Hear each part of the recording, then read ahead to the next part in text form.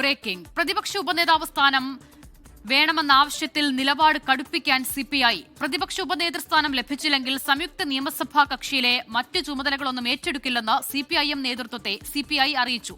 Party ഉന്നയിച്ച ആവശ്യത്തിൽ തീരുമാനമാകാതെ സംയുക്ത നിയമസഭാ കക്ഷിയോഗത്തിൽ പങ്കെടുക്കേണ്ടെന്നും CPI തീരുമാനിച്ചിട്ടുണ്ട്.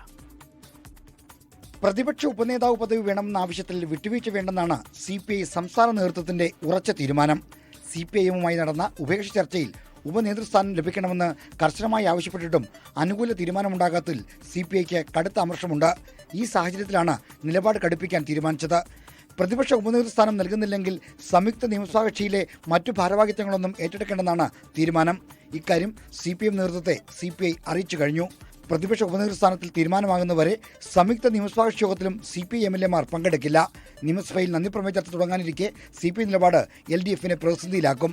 ഇടതുമുന്നണി നേതൃത്വം CPM-ലേക്ക് മാത്രം കേന്ദ്രീകരിക്കുന്നത് ഒഴിവാക്കുന്ന ലക്ഷ്യത്തോടെയാണ് പ്രതിപക്ഷ ഉപനേതൃസ്ഥാനം ആവശ്യപ്പെടാൻ CPI തീരുമാനിച്ചത്. 1ഉം 2ഉം LDF സർക്കാരുകൾ പിണറായി വിജയന്റെ സർവാധിപത്യത്തിലാണെന്ന വിമർശനം കൂടി കണക്കിലെടുത്തായിരുന്നു ആവശ്യം. എന്നാൽ ഉപനേതൃസ്ഥാനം വിട്ടുകൊടുക്കാനാവില്ലെന്ന് CPM നിലപാടെടുത്തോടെയാണ് ഇടതുമുന്നണിയിൽ അസാധാരണ പ്രതിസന്ധി ഉരുണ്ടുകൂടിയത്. ആർ ശ്രീജിത്ത്, 24 തിരുവനന്തപുരം.